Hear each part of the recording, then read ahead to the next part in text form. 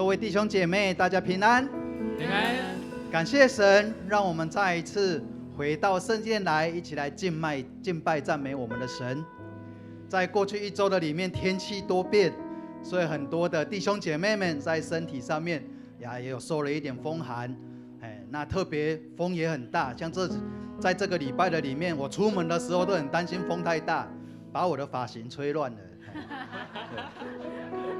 但是感谢神，今天神赐给我们一个美好的天气，因为今天是主所命定的日子。阿们。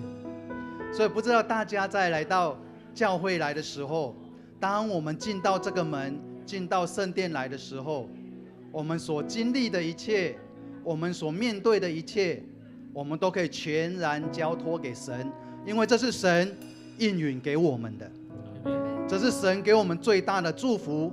在我的小组里面，我常用一个名词来跟他们分享，我们可以跟神来耍赖。神就是让我们来耍赖的，而且他应允我们，我们只准对他耍赖。那其实用在信仰上面的语言，也就是提醒我们随时信靠主。所以进到这个空间来，我们就可以无忧无虑的专心来敬拜赞美我们的神。在时间上也是这样，在过去一周里面，我们每一个人辛苦在工作，在家庭，在生活上繁忙。然而到了今天是主所定的安息日，我们谨守安息日，这是蒙主所祝福的。我们在平静安稳中重新得力，因为圣灵的平安与我们同在。在我们今天之后，我们就成为一个新造的人，我们重新得力。当我们回到我们的家庭，回到我们工作的时候，我们充满着由神而来的力量与能力。所以不管在时间上，在空间上，这整个时空上面，我们都得到了更新。因为我们的神是全能的神，我们的主是全能的主，他是超越时空的一切。哈利路亚！这就是神要加添给我们的祝福，也是我们谨守安息日的每一个人。当我们来到圣殿敬拜，我们是何等有福气的人，这绝对不是出于偶然。所以圣经上说，若有人在基督里，他就是新造的人，旧事已过，都变成新的。所以我们每一个人都是新造的人。我们跟我们的左右旁边说，我们都是属主耶稣基督的人，我们都是属主耶稣基督的人，我们都是新造的人，我们都是新造的人。哈利路亚，阿们。这时候邀请我们弟兄姐妹们，我们一起起立。我们带着我们欢喜的心，我们举起我们的双手，我们也闭上我们的眼睛，因为此时此刻主耶稣基督的圣灵就与我们同在。我们诚挚的邀请圣灵进到我们的心中，我们一起来说：圣灵，我邀请你；圣灵，我邀请你；圣灵，我欢迎你；圣灵，我欢迎你；圣灵，我爱你。圣灵，我爱你。哈利路亚！30秒的时间，让我们静下心来，因为当我们在主耶稣基督里面的时候，主也在我们的里面。透过直播参与在我们敬拜当中的弟兄姐妹们，我们也一起静下心来，邀请圣灵进到我们的心中。不论此时此刻你身在何处，不论此时此刻你的心境如何，你面对如何的困境，主耶稣都是我们一生的依靠，是我们一生的盼望。阿们。哈利路亚！主，我们感谢你，因为我们知道此时此刻你就在我们的身边，你在我们的心中，因为我们就是你属世的殿。当我们走到任何地方，不论在何时何处，主你都与我们同在。主，你的圣灵加添保守在我们弟兄姐妹的当中，让我们口所说的、手所做的一切都是称颂赞扬你的名，让我们的生活用我们的全身全然成为主耶稣基督你在世上的见证。这是主你所应允我们的，是主你所吩咐我们的，也是主你所祝福我们的。祷告奉主耶稣的名，阿们。这个时候我们要再一次用主耶稣基督所教导我们的主导文，我们一起来祷告，请。我们在天上的父，愿人都尊你的名为圣。愿你的国降临，愿你的旨意行在地上，如同行在天上。我们日用的饮食，今日赐给我们，免我们的债，如同我们免了人的债，不叫我们遇见试探，救我们脱离凶恶。因为国度、权柄、荣耀，全是你的，直到永远。阿们。因为国度、权柄、荣耀，全是属于主耶稣基督的，直到永远。阿们。让我们一起来敬拜赞美我们的神。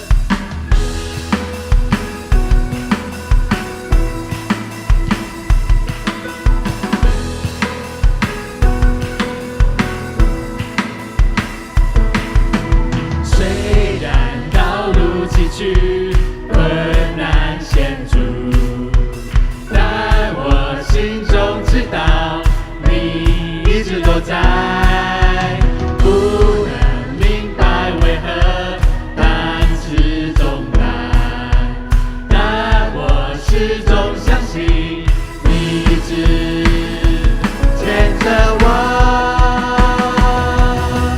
大山为我挪开，大海有路出来，我要大声宣告耶稣你一直都在，你手上的钉痕彰显十架大爱，我要大声宣告耶稣你一直都在。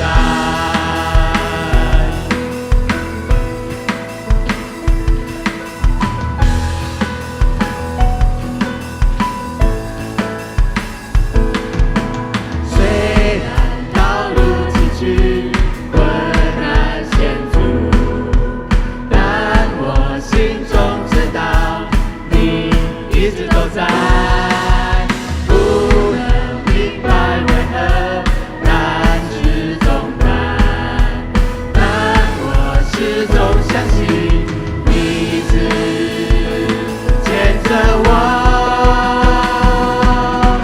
大山为我挪开，大海有路出来，我要大声宣告耶稣你一直都在，你手上的钉痕彰显十架大爱，我要大声宣告耶稣你一直都在。大山为我挪开，大海有路出来，我要大声宣告耶稣你一直都在，你手上的钉痕彰显十架大爱，我要大声宣告耶稣你一直都在。你的话让我明白，你爱我永不更改，你保守我的心怀，紧握你双手不放开。你的话让我明白，你爱我永不更改，你保守我的心怀，紧握你双手不放开。大山为我挪开，大海有路出来，我要大声宣告耶稣你一直都在，你手上的钉痕彰显十架大爱，我要大声宣告耶稣你一直都在，我要大声宣告耶稣你一直都在，我要大声宣告耶稣你一直都在。哈利路亚！让我们献上我们的掌声，献上我们的呼喊，归一切赞美给我们的神。哈利路亚！因为神是我们一生的依归，是我们一生的依靠。我们当更多的、更喜乐的来敬拜赞美他。阿们。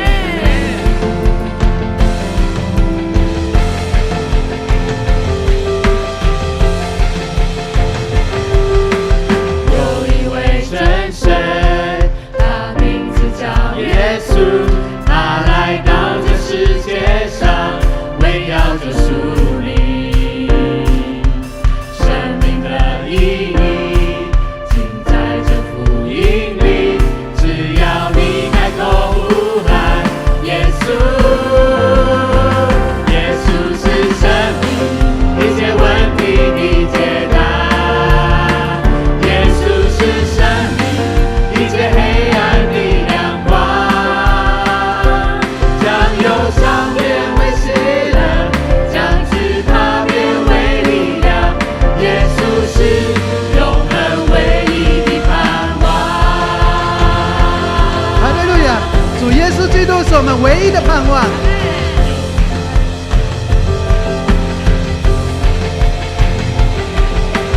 有一位真神，他名字叫耶稣，他来到这世界上，围绕着属灵，生命的意义尽在这福音里。只要你开口呼喊耶稣，耶稣是生命，一切问题的解答。耶稣是生命，一切黑暗的亮光，将忧伤变为喜乐，将惧怕变为力量。耶稣是永恒唯一的盼望。耶稣是生命，一切问题的解答。耶稣是生命，一切黑暗的亮光，将忧伤变为喜乐，将惧怕变为力量。耶稣是永恒唯一的盼望。我们一起要来呼喊耶稣的名字。耶稣，耶稣，耶稣，耶稣，哦哦哦哦哦哦，耶稣，耶稣，耶稣，耶稣，哦哦哦哦，再一次，耶稣，耶稣，耶稣，耶稣，哦哦，耶稣是生命，一切问题的解答。耶稣是生命，一切黑暗的亮光，将忧伤变为喜乐，将惧怕变为力量。耶稣是永恒唯一的盼望。耶稣是生命，一切问题的解答。耶稣是生命，一切黑暗的亮光，将忧伤变为喜乐，将惧怕变为力量。耶稣是永恒唯一的盼望。耶稣是永恒唯一的盼望。耶稣是永恒唯一的盼望。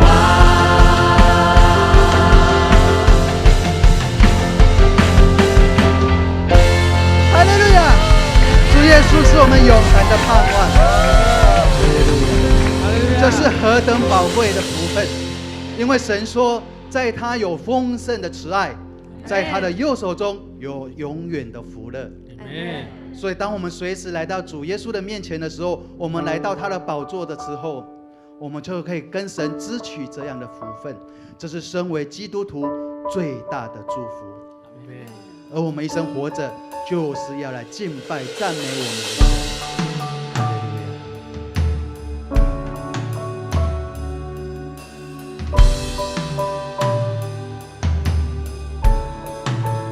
开我的眼睛，让我看见你，你用美彰显吸引我心。开我的耳朵，让我听见你，每句话都让我更爱你。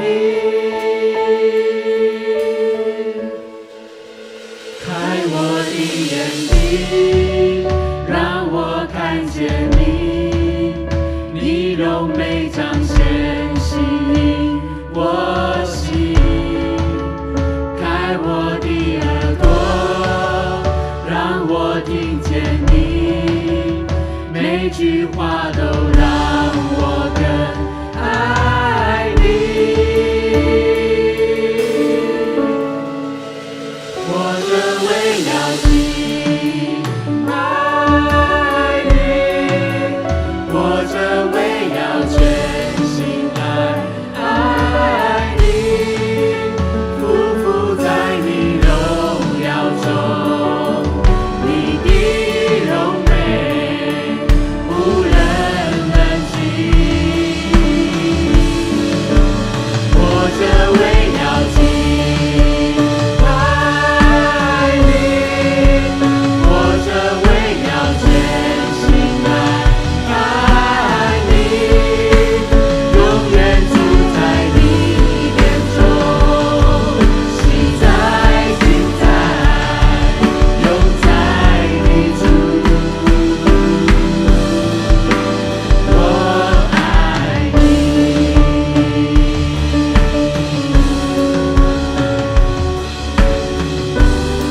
让我们举起手来，更深的敬拜。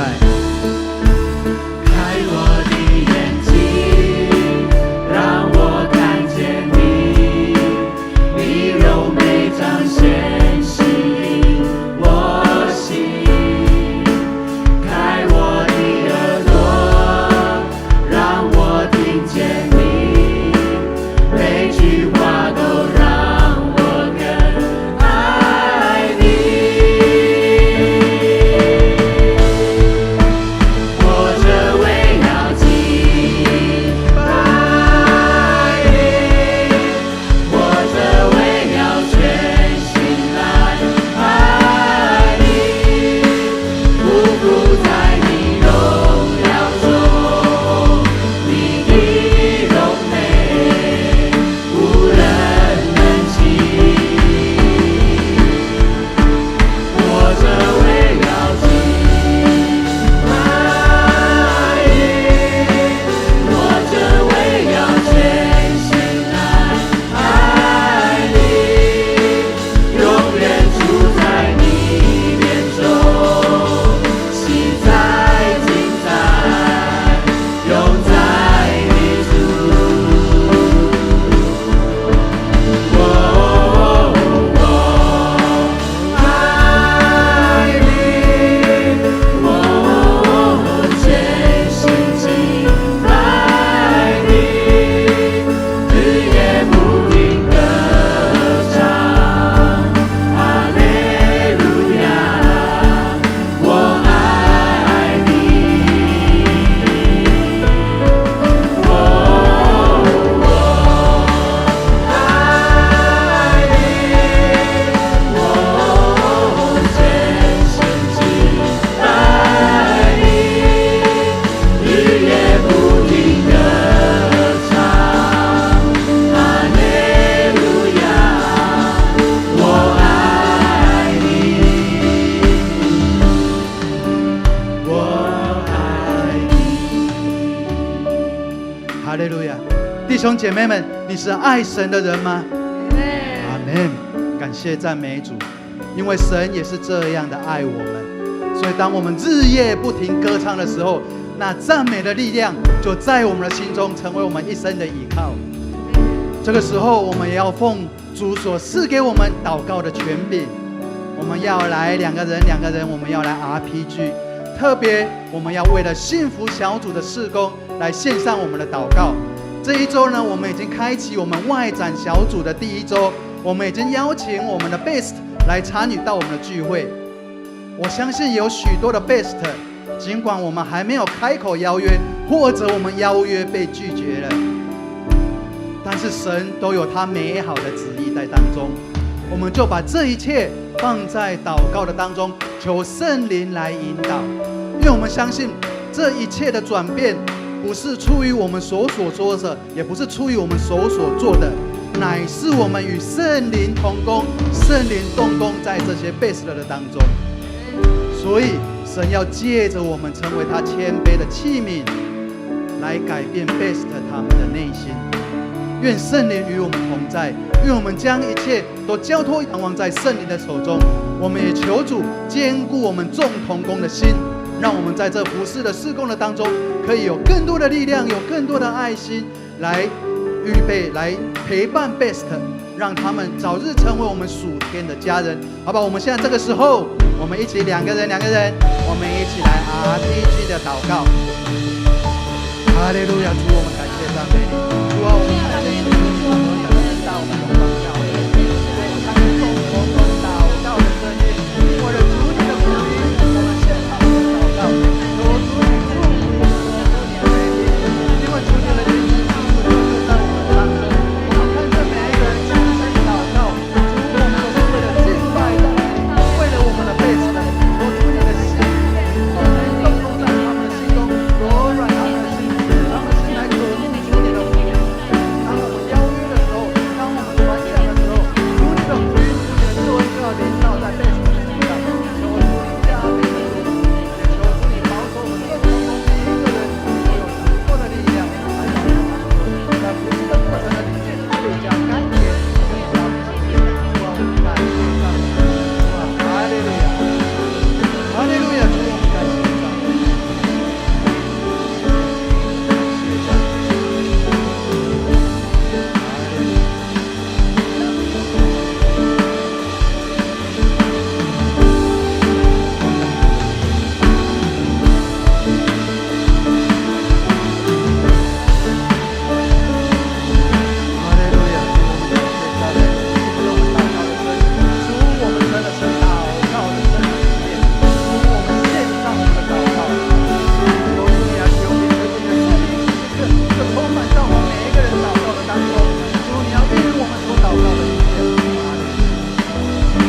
慈爱的父神主，我们感谢赞美你，因为主你将这传福音的大使命交代给我们永光教会，这是我们极大的福分，是极大的恩典。因为主你不看轻我们，然而主你拣选我们成为传福音的使者，成为主你神国福音的大使。主，我们感谢赞美你，我们也求主你更多的能力智慧浇灌在我们众同工的当中。此时此刻，我们成为祷告的殿，我们献上我们的祷告，都求主你来垂听，也特别求主你来看顾保守我们心中每位 best， 我们所列出来 best 的名单，主你必动工在他们的心中，柔软他们的心，让他们更多的渴慕来认识主，让他们在生活中更多的来经历主，相信主你是永远信实的主。主啊，求主你成为这些 best 我们所列名的，他们都是我们所关心的家人、朋友、同事。求主，当我们提名祷告的时候，主你就要祝福他们。凡主你所加倍，主你所赐福在我们身上的一切，都求主你加倍的赐福在这些 best 的身上。我们所经历的真实，我们所经历的平安，我们所拥有的喜乐，主你都毫无保留的要浇灌在这些 best 的身上，因为我们不吝惜将主你的恩典分赐给这些 best， 因为主你是这样的爱我们，主你的恩典是无限的，主你的慈爱是丰盛的，主你的平安是永远的。所以当我们分次将福音传出去的时候，你所要加添给我们的并不会减少，反而得胜到有余。阿们。主，我们感谢赞美你，哈利路亚。我们祷告奉主耶稣的名，阿们。我这为要敬爱你，我这为要全心来爱你，匍匐在你荣耀中，你的荣美无人能及。我这为要敬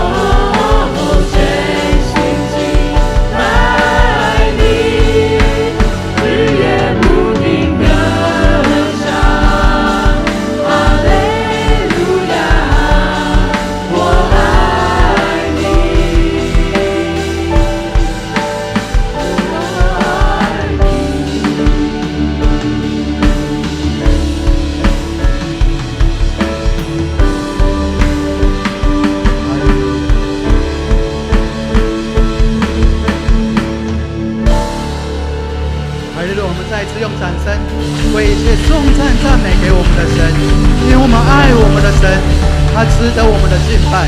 我们活着，我也要来敬拜赞美他。哈利路亚！弟兄姐妹们，我们请坐。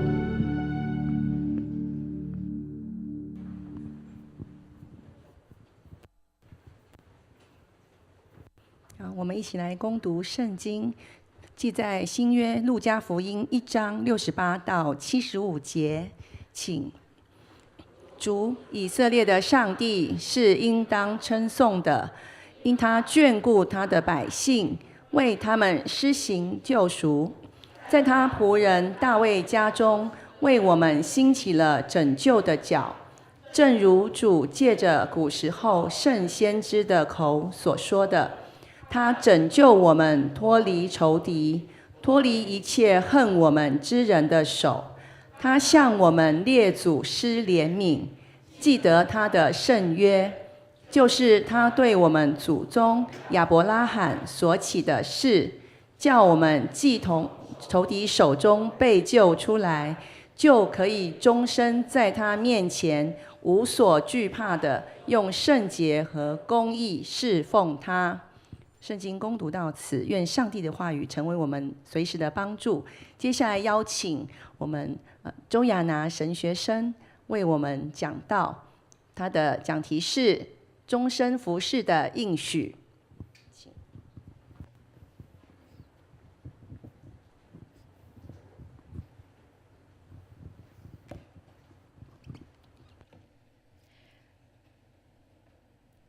各位亲爱的家人们，平安！感谢主，让我们今天能够再一次聚集在这里，一同敬拜，一同领受上帝的话语，好不好？这时候，让我们一起举起我们的右手，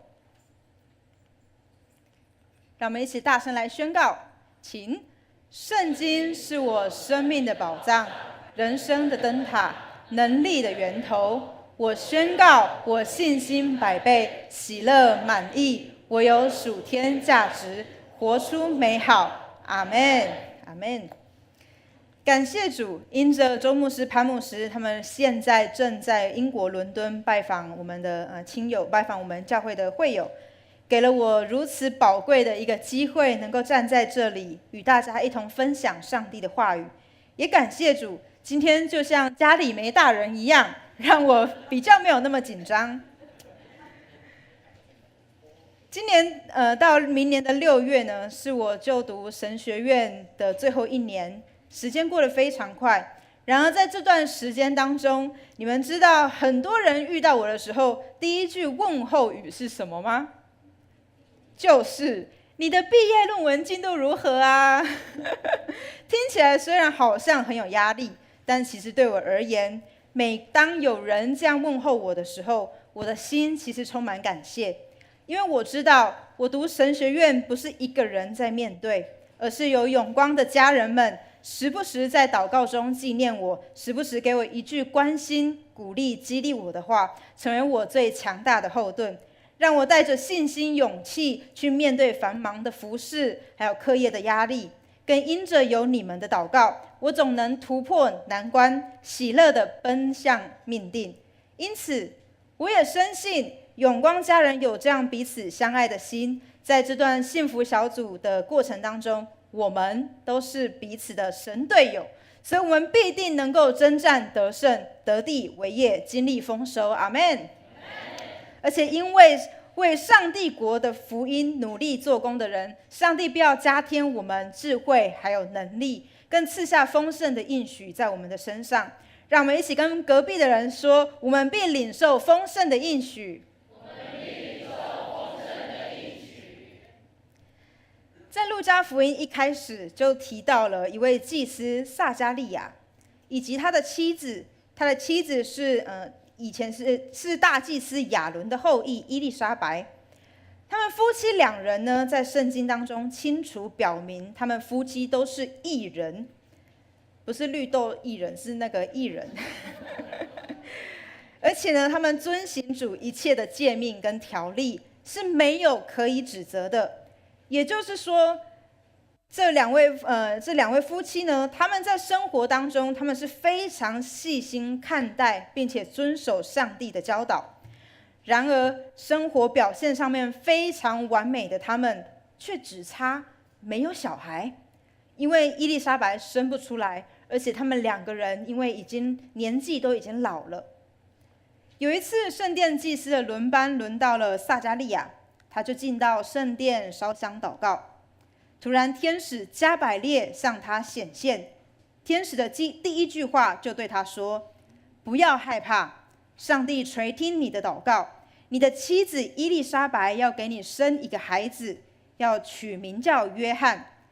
你必欢喜快乐，许多人因他的出生也必欢心。这孩子在主的眼中被尊为大，且滴酒不沾，在出生前就要被圣灵充满。他将拥有以利亚的灵和能力，预备众人的心迎接主降临。他要使负心的心转向儿女，又使叛逆的人接受义人的智慧。”伊丽莎白怀孕第6个月的时候，上帝又差遣天使加百列到拿撒勒这个地方，向玛利亚显现。玛利亚就是耶稣的妈妈。天使对玛利亚说：“你是蒙大恩的女子，主必与你同在。”玛利亚因为这一句话，让她感到非常的不安。天使又对她说：“不要怕，你在上帝面前已经蒙恩了，你要怀孕生子，给他起名叫耶稣。他将为大，被称为至高者的儿子。上帝要把他祖先大卫的王位赐给他，他要做以色列的王，直到永远。玛利亚，圣灵要降临在你的身上，至高者的能力要庇应你。那要出生的圣者要被称为上帝的儿子。另外，你的亲戚伊丽莎白老了，却也怀孕6个月，因为出于神的话，没有一句不带能力的。”而后，玛利亚就很好奇，跑到山区去找她的亲戚伊丽莎白。两个人一见面的时候，伊丽莎白肚子里的约翰竟然猛烈的开始跳动。伊丽莎白就被圣灵充满，对玛利亚说：“你是蒙福的，因为你相信主的话要应验。”在今天我们所读的路加福音1章68到75节当中，撒迦利亚借着妻子伊丽莎白的怀孕生子，为基督的降生做铺路。圣灵充满了撒迦利亚，他便发出赞美的预言。这预言是要叫被罪恶纠缠的世人重见光明，摆脱一切撒旦手中的黑暗权势。因为基督的降临，也要叫我们可以大胆的来宣告：我一生必坦然无惧的侍奉上帝。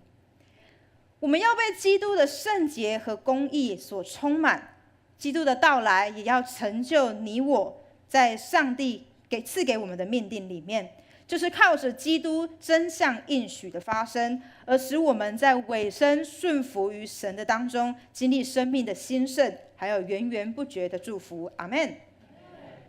撒迦利亚夫妻他们2个人呢，非常的热心爱主服侍神，所以神称他们为义人，正直的人。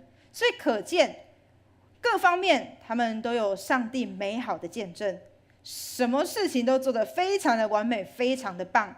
但是就只差没有小孩，没有后嗣，这件事情似乎也是一个遗憾。撒迦利亚在祭司的服事上面，他忠心职守，即便亲朋好友冷言冷语的讥笑他的服事没有蒙耶和华的祝福，因为他至今膝下无子，但他并没有因此丧志而拒绝服事上帝，反而他照常的到圣殿来服事。因此天使加百列向他显现，向他预言说，他的妻子将要为他生一个儿子，名叫做约翰。虽然撒迦利亚也因着他对神的迟疑小信，导致他必须经历将近1年当哑巴的日子，但是他更没有因此背逆神，离弃神，反而是顺服神的安排，等候神应许的那天到来。因此在这件事情上面，在这段故事经节当中，不止伊丽莎白年老怀孕领受超自然的恩典，然而在撒迦利亚自身经历变哑巴，又按照神旨意的时间，神开他的口，撒迦利亚自己也经历到神奇妙的作为。所以我们更要看见上帝要在人所不能的事上插手，好叫人经历他是耶和华真神。阿们。让我们跟隔壁的人说，在我们不能的事上，耶和华要彰显大能。Amen。在30几年前呢，有一对年轻的夫妻，他们热心的服侍主。这位妻子，她即便年轻，依然生不出小孩。虽然大家鼓励着他们要生个小孩，这样生活会比较有趣、比较好玩、比较丰富。但是这对夫妻，因为这个年轻的妻子她没有办法生育，所以她只能把这件事情全然的交托给神，持续的祷告。就这样，他们就继续他们服侍的日子。有一次，无意间他们接待了一对从美国来的韩国的宣教师夫妻，他们便将家里的主卧房腾出来，让给这对宣教师夫妻睡。这对年轻的夫妻，他们则在客厅打地铺。45天的时间里面，这对年轻的夫妻，他们就开着车，然后带着宣教士到各乡镇，从北到南四处去宣教。然后就在要结束宣教服事的最后一天，宣教师在返回美国之前，他们对这对年轻的夫妻预言说：你们要怀孕生子，这孩子会如同你们一样服侍神，而且他要做的是更大的事。所以果真1个月之后，这年轻的妻子真的怀孕了。他们经历到宣教师的预言应验了，他们的心中更是确信神是信实的神，而且神对这个孩子早有命定，所以他们就将这个孩子献给神，且为这婴儿的名字呢，他们把它取叫做亚伦。没错，就是我的哥哥亚伦。我们可以知道，伊丽莎白她是因为太老没有办法生育，但是我的妈妈就是潘牧师，她其实是因为子宫内膜异位非常的严重到她没有办法怀孕。然而在隔了3年之后，我跟哥哥其实是同月同日出生。爸爸妈妈纪念神的信实，也将我的名字取名叫亚拿，要我一生来服侍神。哥哥跟我的出生其实都是上帝超自然的奇迹作为。原本潘牧师怀孕的几率其实将近是0%，但在人看似不能的事情上面，在神却凡事都能。阿们。所以让我们告诉旁边的人，神迹从未减少，你我都必经历。神迹从未减少，你我都必经历。阿们。当伊丽莎白她生产之后，其实按照犹太人的风俗习惯，然后再加上可能因为撒迦利亚她已经年老的缘故，村落里的人都觉得这个婴孩他的名字应该要以爸爸的名字来取名，就叫做撒迦利亚。就是因为可以取名叫撒迦利亚来延续他家族的命脉。但是他们夫妻2个人呢，却都坚持遵守神的命令，将婴儿的名字取名叫约翰。约翰这个名字，它的意思就是上帝的怜悯与恩典。其实在这当中，不仅仅是跟伊丽莎白年老怀孕有密切的关系，更重要的是跟上帝怜悯人在罪恶当中被捆绑在受苦是有极大的关系。而在撒迦利亚透过文字向亲族来表达婴孩的名字应该要取约翰的时候，已将近快哑巴1年的撒迦利亚，他按照上帝所应许的时间实现的这一天，他可以开口讲话了。我们能够想象撒迦利亚他将近1年的时间，他的妻子怀孕，他却是哑巴，没有办法用话语来鼓励他的妻子，陪伴他的妻子。然而在他开口说话的第1句话，他讲的并不是抱怨神让他1年没办法讲话，而是他称颂上帝的名。更在同一时间，他被圣灵充满，开始发预言说，上帝在我们其中要兴起拯救的脚，并感谢上帝眷顾以色列百姓，为他们施行救赎。其实这段话语，它是在预言耶稣降生到世上，要拯救百姓脱离罪恶的捆绑。然后撒迦利亚也对他的儿子约翰预言，将来约翰要成为至高者的先知，要走在耶稣的前面，为主预备道路。也就是说，我们熟悉的施洗约翰，他到处去传扬弥赛亚的信息给众人听，并教训他们要紧紧地跟随耶稣，因为弥赛亚将为在黑暗中的我们照亮我们前方的道路，带领我们的脚走在和平的路上。然而，约翰的出生其实也使许多人好奇，这个孩子他未来的发展到底会是如何？撒迦利亚跟伊丽莎白他们尽一生的力气去养成他，教导他认识耶和华的呼召，并将教养约翰的主导权全然的交给上帝来掌权。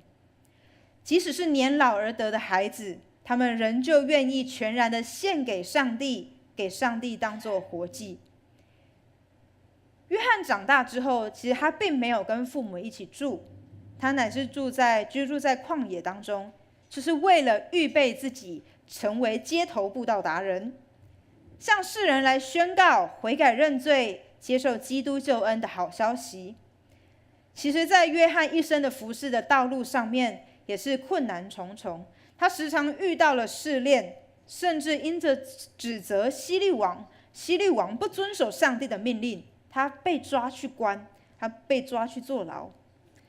但是他从来不将自己所遇到的患难看为重，他反而是认为，若在患难当中能够叫人听见耶稣基督救恩的好消息，那他的任务就完成了。他也不曾因为自己是为主预备道路的先锋者而感到骄傲，他反而是总是告诉大家，我是用水给你们施洗，但有一位能力比我更大的要来，我就是给他解鞋带也不配，他要用圣灵与火给你们施洗。约翰也不曾嫉妒耶稣有如此多的跟随者，他乃是清清楚楚的知道，他身负重责大任，就是要领人归主，并且报救恩的好消息，叫众人都归向神。撒迦利亚他在困境当中，他仍然选择忠心服侍神。约翰在面对试炼当中，他仍然选择尽心的服侍神。不知道你们知不知道，在路加福音当中，其实也提到先知亚拿。她虽然结婚7年，她的丈夫就过世，使她成为一位寡妇，但是她不曾因为她所遇到的苦难来离开上帝，她反而是选择不离开圣殿，而且禁食、祷告、昼夜侍奉上帝。因此，上帝也大大的使用先知亚拿，让她成为传递基督救恩好消息的关键人物之一。我们可以从这些属灵的前辈他们所遇到的处境，让我们可以看见上帝的恩典从不离弃愿意委身服侍他的人，也让我们更明白，上帝呼召的人从不是因为人的能力有多强，他们的课业功课有多好，家境多有钱，而是在于我们是否愿意顺服上帝的旨意，忠心来跟随他，而且在困境当中，我们选择去委身侍奉耶和华。让我们一起告诉旁边的人，跟他讲说：你我都是神呼召的门徒。你我都是神呼召的门徒。有一位新加坡的弟兄，他的名字叫做 Scott。他从小在学习的一路以来，其实都非常非常的不顺遂。甚至他的老师曾在他的成绩单上面呢写着说 ：“Scott， 你的英文表达能力不佳，未来不会有好的前途。”后来 ，Scott 在10几岁的时候，他搬到澳洲去，然后也在澳洲的教会热忱的服侍神。过了不久之后， Scott 他出于自愿，他接起了教会当中一个非常非常重要的服事任务，就是当一位牧师的司机。每个礼拜呢，他就负责开车到这个牧师的家，然后在这个牧师去到教会啊，去到任何一个地方服事，然后在服事完之后，再送这个牧师回到他的家。就这样为期20多年的时间，他都担任这个牧师的司机。后来，上帝当然也呼召了 Scott 要成为一位牧师，但是因为在于他过去语言能力上的失落，使他自卑，没有自信。他一度怀疑他自己是否有这样的资格，可以成为牧者，可以走上这条道路。但是上帝的呼召从不错误，神的恩典从不落空。他靠着对神的信心，他勇敢突破自己的恐惧，奔向神所指引他的命定。几年之后呢，这位 Scott 他在一间2万人的教会当中成为牧师，更成为 Planet Shakers 神学院的校长，也就是我在澳洲读书时的校长。其实 Scott 牧师是我属灵的模范，他是一位非常非常谦卑的牧者。他时常在学生礼拜的时候这样对我们说 ：“If Scott can do it, you can do it。”就是说，如果我做得到，你们就做得到。因为他是一个曾经被认为语言表达能力不好的学生，然后他现在竟然可以成为牧者，站在讲台上宣讲上帝国的福音。他也曾经是被学校老师看为不好、没有成就、没有前途的学生，但他现在成为一所神学院的校长。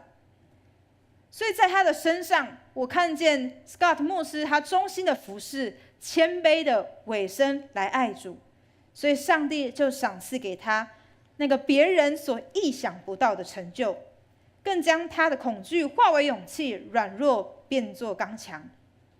一直到我还在澳洲念书的时候，即便他已经是一位非常资深的牧师，但是每一次礼拜天轮到他要讲道的时候，他仍旧会将他的讲章拿给他的主任牧师看，然后请他的主任牧师来指导他。所以在这件事情上面，就是因为我看见，就是因为他的谦卑，他的委身，所以神使上帝给他的应许和恩典是源源不绝的临到他的身上。我不知道大家知不知道，其实台语是我的母语，就台语是我的母语。我在出生的时候呢，我学的第一个语言其实是台语。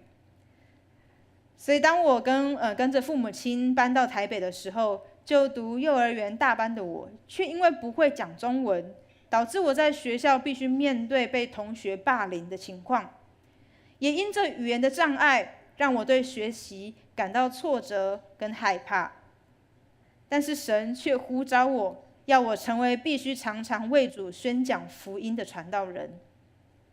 更重要的是，也让我更惊讶的恩典是，台语竟然是长老会非常重视的一个语言，完全从我所认为的台语是弱势，而变成了台语是我的强项。所以感谢主，他的道路高过人的道路，他的意念也高过人的意念。他呼召我成为他的仆人，他就必加添一切我所需的给我。而且上帝是信实的神，从他口所说出的一切的话，必定要应许在你我的身上。阿们。所以只要我们甘心乐意来服侍主，谦卑顺服来爱主，忠心并且委身的成为神使用的器皿，我们的软弱也要因着神超自然的应许跟供应还有恩典，叫我们看见耶和华奇妙的作为彰显在你我的生命当中，使我们成为上帝美好的见证。阿们吗？阿们。我们家从阿嬷开始传承了这样服侍的态度，就是至于我和我家，我们必定侍奉耶和华。这也奠定了我今天愿意委身于基督，委身于教会，并且全心全意乐意来服侍神的心志。我会回应神呼召，走上这条传道人的路。我要跟你们说的是，绝对不是周牧师、潘牧师逼迫我的。完全是出于我自己愿意摆上给上帝来使用，成为器皿来服侍他。因为虽然我清楚知道我自己的能力绝对有限，然而在献身服侍的道路上面，也必定会面对许多的挑战跟难关。但是我更清楚明白的是，上帝的恩典足够我用，神的供应也超乎我所求所想。阿们。当那一位合神心意的大卫王，因着顺服上帝的旨意，却面临扫罗王因为嫉妒他而追杀他的时候，最后神拯救大卫脱离死亡的试炼。我们也看见，当先知但以理，他因着忠心于神而违背大流士王不可向主祷告的命令，因此他被丢到了狮子坑。然而神却封住了狮子的口，使他安然无恙地走出狮子坑。从这些前辈，这些属灵的前辈，我们可以看见，忠心委身侍奉主的人，神必要亲自看顾与保守。所以我也深信，当我们谦卑顺服且遵行上帝旨意的时候，他也必要亲自看顾保守我们。就如同神在最初跟亚伯拉罕所立的约，他必定要拯救以色列脱离异族的手一样，神也同样守约来看顾我们前面的道路，使我们在面对暴风雨的时候，也要叫我们在其中看见神伸出慈爱的双手来搭救我们。就像我们可以从路加福音这段经节看到的，耶和华要叫我们从仇敌手中被救出来，所以再大的攻击，再难的难关与试炼，神都一定会拯救他的百姓，使我们可以终身在他的面前无所惧怕的用圣洁和公义来侍奉他。只要我们愿意顺服神的旨意，在困境中仍然委身于神，并且学习谦卑服侍他，他必定会时时刻刻帮助我们，扶持我们，甚至他也必帮助我们，让我们身心灵都健壮，也更使我们领受那福杯满溢的恩典跟丰盛的应许。让我们最后告诉旁边的人，跟他说，我们必领受神所赐丰盛且持续不断的应许。我们一起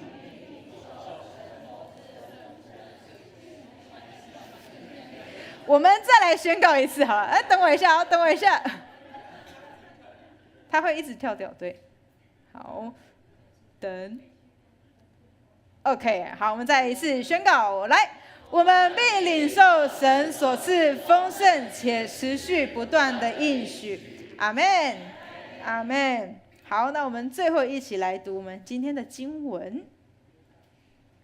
预备起，叫我们既从仇敌手中被救出来，就可以终身在他面前无所惧怕的用圣洁和公义侍奉他。路加福音第1章74到75节，我们再一次来，叫我们既从仇敌手中被救出来，就可以终身在他面前无所惧怕地用圣洁和公义侍奉他。路加福音1章74到75节。感谢神，让我们今天透过撒迦利亚的故事，让我们可以看见一个忠心委身服侍神的人，上帝必定要看顾他，并且要保守他，甚至要赏赐给他那出人意外的应许跟恩典。阿们吗？这时候让我们一起起立，我们一起用这首诗歌来敬拜我们的神。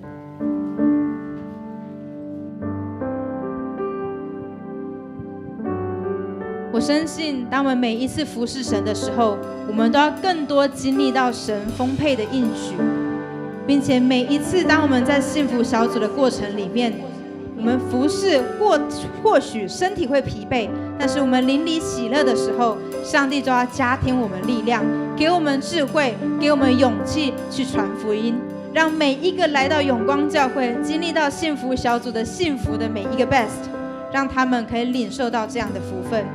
因为我深信，我们不是自己一个人在服侍，也不只有永光教会的弟兄姐妹让我们一起服侍，而是有耶稣基督也成为我们的帮助。 Amen， Amen。 所以我们一起敞开我们的心来领受神的祝福。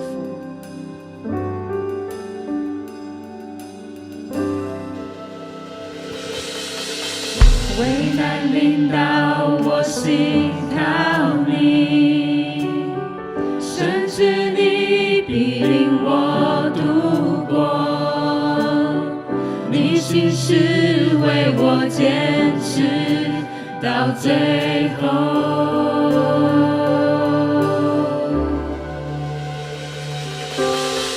当暴风雨向我靠近，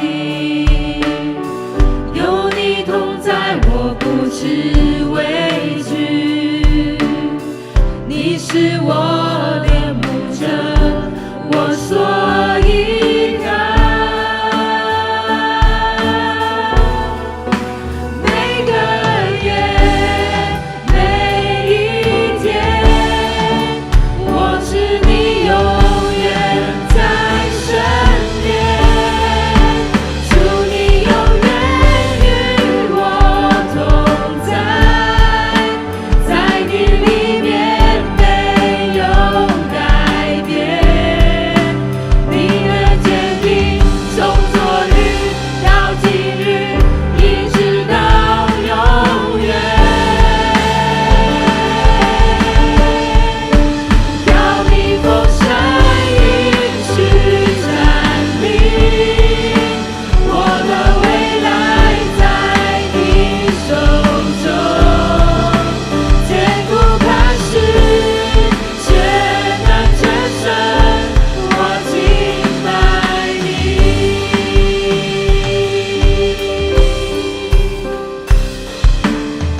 危难临到我心靠你，甚至你必领我度过，你心是为我坚持到最后。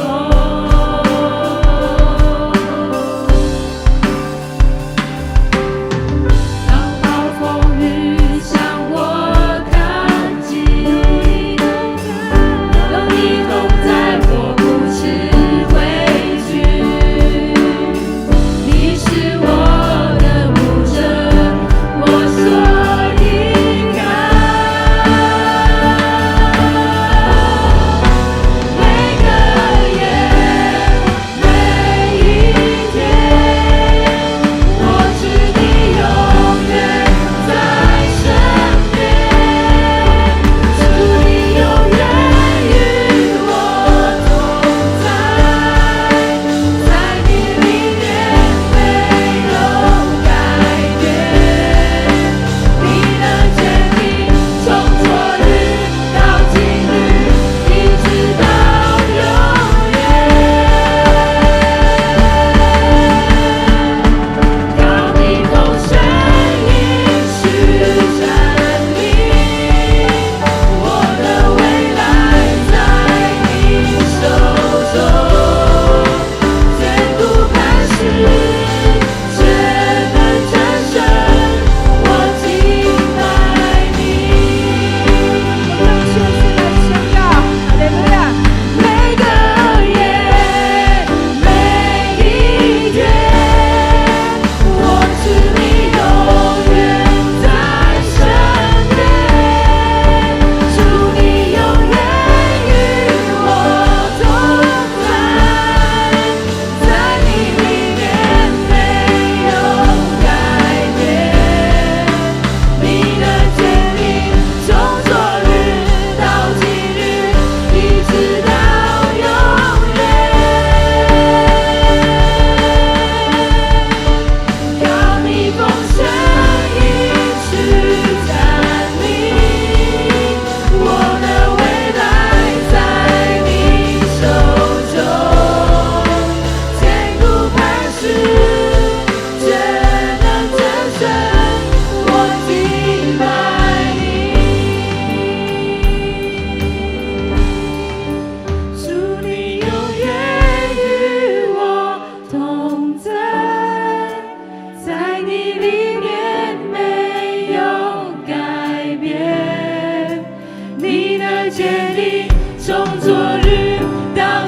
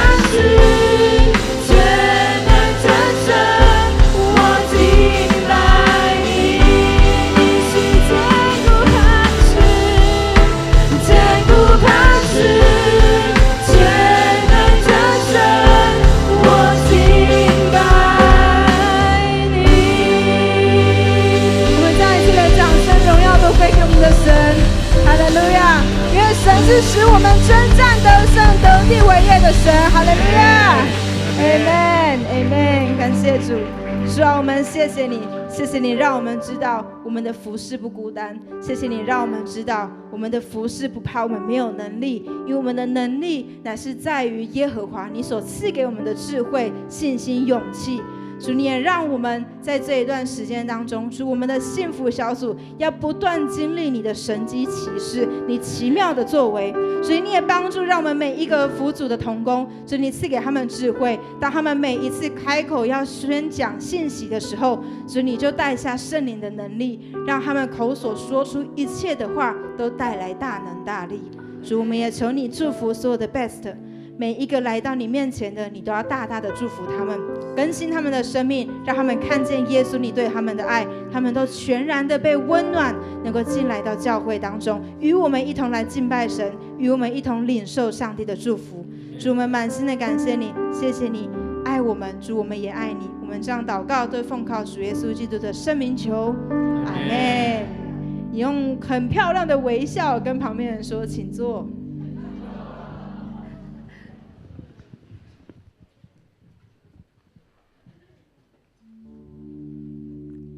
奉献经文记载在马太福音第6章33节，你们要先求他的国和他的义，这些东西都要加给你们了。在奉献的经历上，我自己有几个阶段。刚到教会的时候，前几年其实都是我先生洪长老帮我奉献的。受洗的时候，我还询问牧师，11奉献是如何计算的？是指我的总收入呢，还是减去所有支出之后的存款？我这样问是不想要欠上帝，因为我不想欠人的债，更不想亏欠上帝。疫情之后，我成了全职的家庭主妇，严格说起来，我没有工作的所得，而我的家用似乎永远都不嫌多，总是不知不觉当中就透支了。在培育课程当中，我听了许多弟兄姐妹他们大胆勇敢的奉献见证，也曾听潘牧师他在分享叙述周牧师在读神学院的时候，他依旧坚持要奉献。我自己心中就立定了志愿，我也要固定约定奉献，先将奉献的金额预留出来，其余的再来花用。对外奉献，我就采分期刷卡，借着账单管控我的金流，也调控我的存款。这样几年下来，我也经历了先求神的国和神的义，存款要加给我的恩典。感谢主，我现在不再纠结要奉献10%是如何计算的，我也不会再对神斤斤计较，而是甘心乐意的奉献。以上分享，谢谢。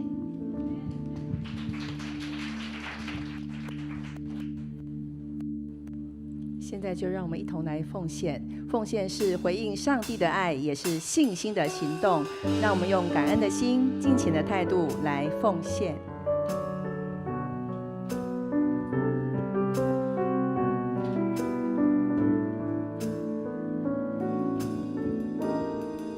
开始奉献。遇到主施恩座前，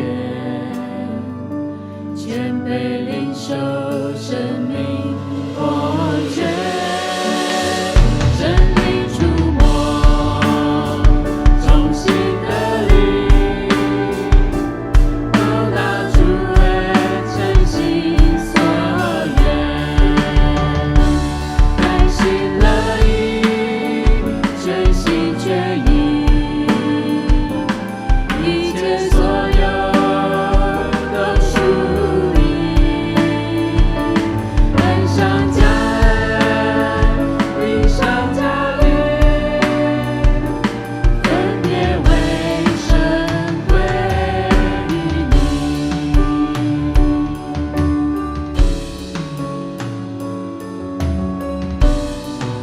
兄姐，请起立。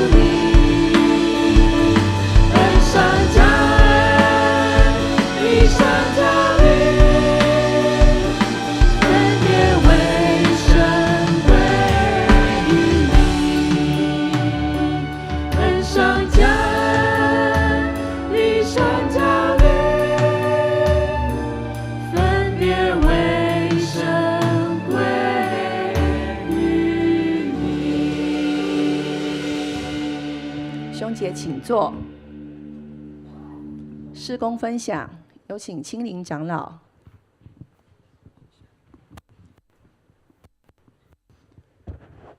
弟兄姐妹平安。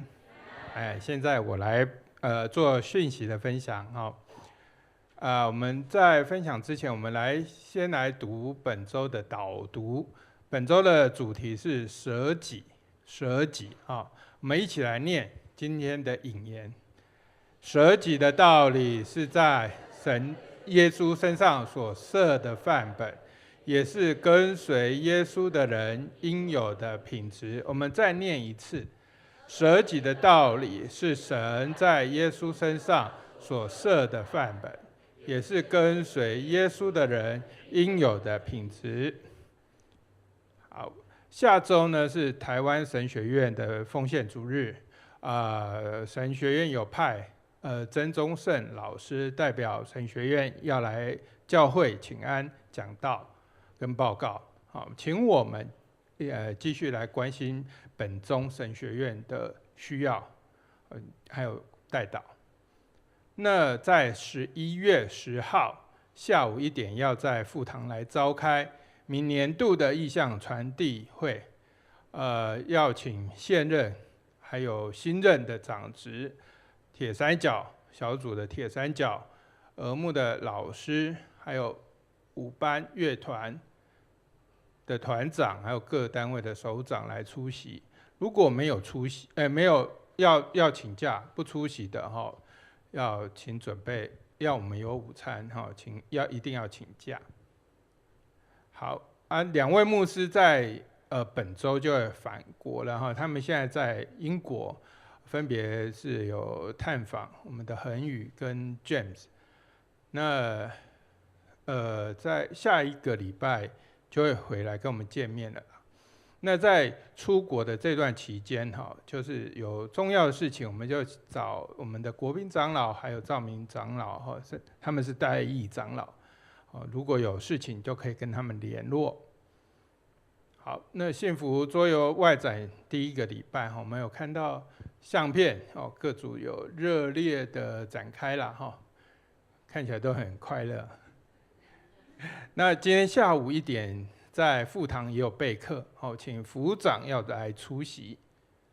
那我们6636 RPG 行动呢，我们现在认领的人数是1240人那我们继续来加油。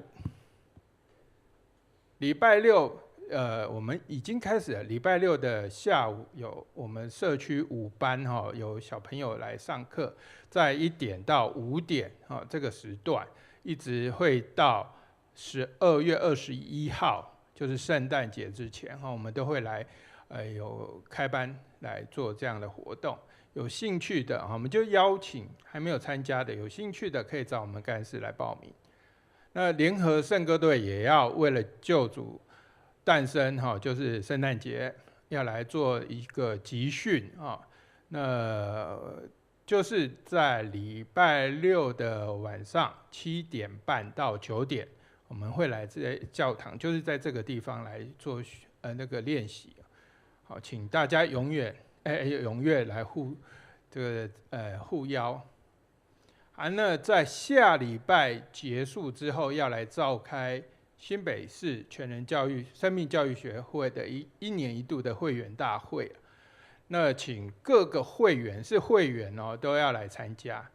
在下个礼拜结束以后。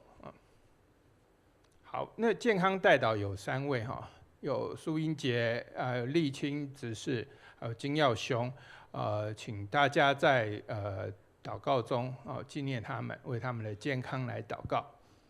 还有我们要欢迎新朋友，谢谢。简习伟是吧？简义伟，简弟兄欢迎你，欢迎你，一次欢迎，对，欢迎你那欢迎，是哇，住在中山区啊？有小段路了哈，一小段路，欢迎你哦。那是有在南京东路礼拜堂聚会，对哈，这里也可以参考看看啊。好，我们有那个迎宾小组哈，然后再跟你介绍我们教会的一个现况，好，送你一个小礼物，好，我们请你跟着迎宾小组，好，欢迎他哈，是。还有没有周遭？你旁边看，不认识，觉得他像是新来的，有没有？没有。好，那我们就起立，我们用这首歌来互相祝福，道平安。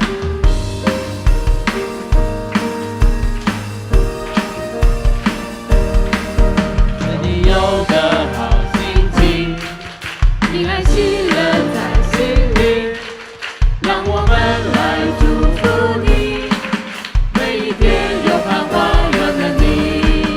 耶稣爱你，爱你，让他围绕你，喜乐充满你，烦恼都忘记，每天好心情。耶稣爱你，爱你，让他围绕你，喜乐充满你，烦恼都忘记，每天好心情。向左向右看，爱你，爱你，让他围绕你，喜乐充满你，烦恼都忘记，每天好心情。喜乐充满你，烦恼都忘记，每天好心情。我们请赵明长老来为我们祝祷。好，我们一起来祷告。愿主耶稣基督的恩惠、天父上帝的慈爱、圣灵的感动，常与你们同在，从今直到永永远远。阿们。